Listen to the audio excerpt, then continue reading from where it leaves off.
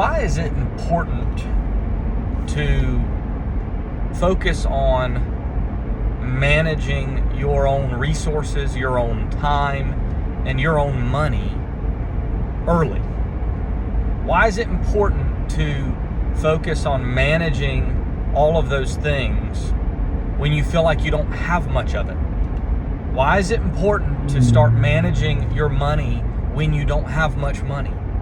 Why is it important to manage your time well and really practice and learn and develop time management skills when you feel like you don't have much time? Why is it important to learn to allocate your resources well when you feel like your resources are relatively limited? Well, there's several reasons. When you think about the time piece, which is one of the first things that we all must learn to allocate, that we all must learn to manage, is our own time. It's because it's finite and we all have the same amount of it. And we have various levels of busyness. We have various amounts of responsibility in our lives. And when you feel like time is shortest, when you feel like you have the least amount of free time, that's the most important time to really hunker down and figure out how to manage it well, because in doing that, you will multiply your effectiveness in time management. You will open up exponential free time and time to do the things that are most important. But why is it important to manage your money and to learn to manage your own money when you don't have much of it? Because this is a point that most people go through at some point in their life. The vast majority of people will go through a period of time in their early adult life or even late adolescence when they must learn to manage money. But like with most things in today's culture, we are pushing that responsibility further and further back. And there's a lot of factors that allow us to do that, but you see that same thing with we get married later. We have children later. We go to school longer in the world of academics, and so we start work later. And so we learn to develop personal finance and money management and investing skills much later in life. And that's dangerous, especially when it comes to your investing and money management, is that if you think that you're going to wait and do that later when you have more money to manage, the reason that's so dangerous is your mistakes and your learning curve that will happen, meaning when you first start to do things and make financial and economic decisions for yourself and for your family, you're going to make mistakes. And if you begin doing that and learning those lessons when you're managing more money, let's say in your 40s, 50s, or even 60s, your mistakes are going to be more costly and you're going to have less time horizon to correct them and to make up for them. So the reason that it is important to start managing your money early, when you don't have much of it, is so that you can practice and improve with relatively low consequences. So if you have $100 and you start to invest that, you open a brokerage account and you start to learn about the various financial instruments that you have to invest, or you're putting that to work in various ways, and there's a ton of different ways you can put that work to work for you can put that money to work for you. But if you start doing that when it's small, when you make the mistakes that you inevitably will make, the losses will be small. If you're putting $100 to work and you lose $75, that could prevent you from making a decision in your future that would cost you tens of thousands, hundreds of thousands, or even millions of dollars, depending on what you're blessed with in the future to be managing and stewarding. So you need to start early and start when you feel like you don't even have enough to be worth doing it, so that you can just learn how the systems work. Learn how the financial instruments work. Learn how different bank accounts work. Learn how stocks and bonds and real estate work. Learn how small business works by starting a side hustle. Many people start side hustles and fail. They start a business and fail, but guess what? At the end of that road, they are not the same person that they were when they started. They have learned lessons. They have learned things that worked, things that didn't work. They've learned things they wanted to do more of, things they did not ever want to do again. And so by starting early in life and early in your financial journey, by starting to really invest time into an effort into managing your funds and your resources and your money, you are limiting your downside and you are preparing yourself to handle more later. I mean, that's a biblical principle that God says, if you have been faithful over a little, I will set you over much. And so that's the idea. Be faithful over the little that you do have, so that when that grows and when you are set in a position over much, with much more responsibility, you've already learned these lessons that will help you to hedge your risk, limit your downside, and generate more performance, more financial performance. And so that's why it's so important to start early. The same thing can be said for managing other things. Again, you can apply that principle to managing your time, learning to do that earlier in life. Because it's something that my wife and I talk about right now. We have 4 young children, and we feel like, this is the peak of busyness. This is the peak of, that we just don't have time for it all. But then we laugh about it because 2 of our children have not even started school yet, have not started extracurricular activities yet. 2 of them have, 2 of them have not. And so when we think about, gosh, it's so busy and we just don't have time, it's only going to get worse from here. It's only going to get worse. And so we have to be diligent about controlling what we can control, saying no, saying yes to the right things, training our children to help with certain things. Because if we're not, it's only gonna get worse. And the same can be said for how you're allocating the other various resources in your life, not just time and money. Those are the 2 of the most important things that we're tasked with managing in this life. So start early, whether you have $10, $100, $10,000, $100,000, or millions of dollars. You need to be learning to manage your finances yourself. That is not to say that you cannot have wealth advisors, that you cannot have financial advisors in your life, that you cannot have people who help you manage your money. Most people should have experts in their corner to help them with that. The problem is you cannot abdicate your duty to manage your own money. You cannot hand over all of your money and think that that's going to result in a good outcome without you doing the hard work to learn about it yourself. It's one of the things that I find most disturbing in life, is to see so many people thinking, I've got people for that. I've got someone who manages all my money for me and I don't have to worry about it. I don't have to know anything about it.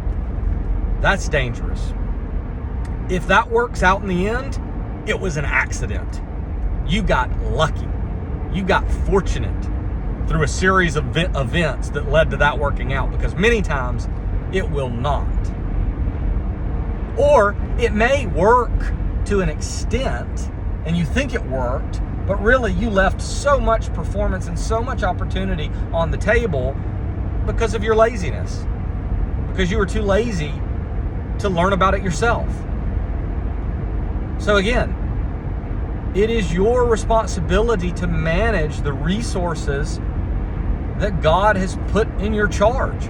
And Jesus tells a parable about that, the parable of the talents, where a master is going away for a time and he delegates and leaves talents or money with 3 different servants.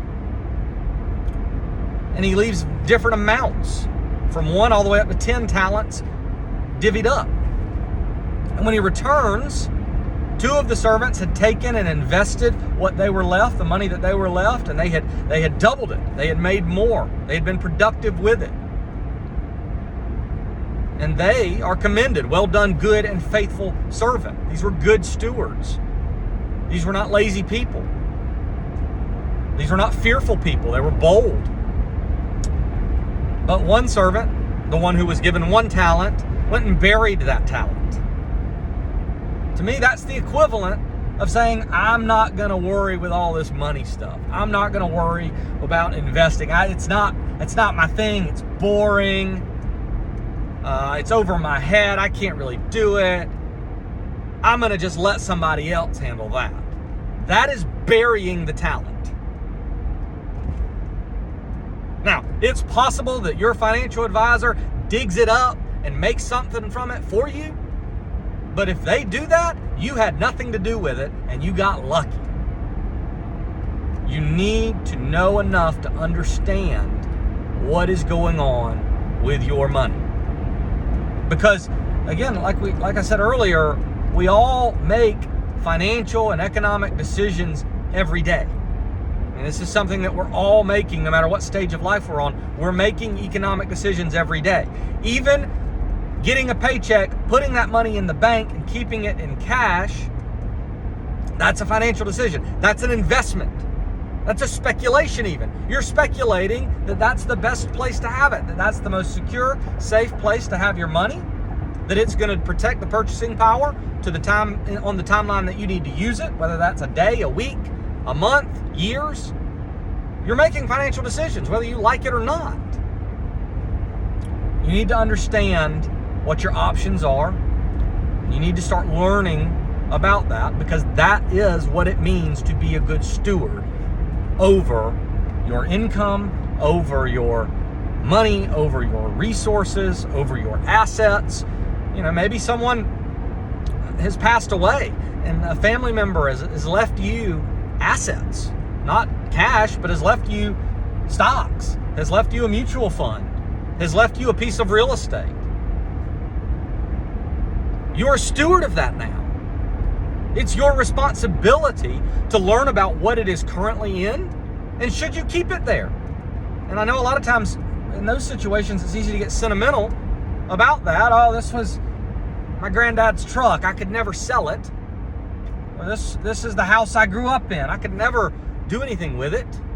That's an economic decision. That's a financial decision. That's a decision that you need to understand the implications of. Because by them leaving something to you, or God providing something for you in this life, however you look at it, you're now in charge of it. What are you going to do? So, rambling a little bit now, but I do really feel strongly that it is a spiritual thing for us to focus on managing our money well. It's not a bad thing to talk about it. It's not a bad thing to study it. It's not a bad thing to want to do well with it, to grow it. In fact, I think that that's what we're commanded to do, to be good stewards of it, to find good uses of it, to grow it so that then we can be generous with it, productive with it, take care of our families, take care of our friends, take care of our churches, and take care of the community at large and make society a better place by being productive. So, if you're watching me talk about money and you're like, why is he talking about money? Because I think it's freaking important to everybody. And it's the peak of laziness to not think about it. It's the peak of laziness to abdicate that responsibility and try to delegate it to someone else. Delegation means you understand the role, the responsibility, you understand what's going on, and you can still manage it. If you're a supervisor, a manager, a business owner, and you're in a position where you delegate certain things to other people, effective delegation means that you have trained them correctly. You have made sure that they know what they're doing, and you know what they're doing, and you know that it is a productive use of time, what you're delegating them to do. The same thing is true if you're going to delegate your money management. If you're going to delegate certain people to do certain things for you, like a wealth advisor, like a money manager, like a portfolio manager, like a real estate property manager, if you're going to delegate to them, you need to at least understand what success looks like. And you need to know the outcome that you're looking for. You need to know the downside risk. You need to know all of that. If you don't, and you're just expecting people to take it off your hands and do well with it, That's peak laziness. And it may work out well sometimes. But if it does, it accidentally does so. So be purposeful. There's no excuse for not thinking about these things. You don't have to think about them the same way that I do or anyone else does, but you have to think about them, and you have to use your skills, your talents, your abilities, the things that God has gifted you with, to figure out where you can be most useful, most effective, where you can add most value, where your expertise are that you have an advantage. And that's where you're going to want to play. That's where you're going to want to put your time and your resources and your money in things that you understand. So I'm going to talk about things that I recommend people learn about, because I think that there are economic and financial areas that are ripe with opportunity. But if that's something that you don't understand, well, I'm recommending you learn about these particular areas. But if those just are not any interest to you at all, that's fine. There are a lot of areas of investment and areas of ways to make money and jobs and careers and businesses that I'm not interested in at all. So again, you kind of have to assess yourself what you are best at, what you are strongest at, and work your money management into that framework that is supported by your gifts, strengths, talents, and areas of expertise.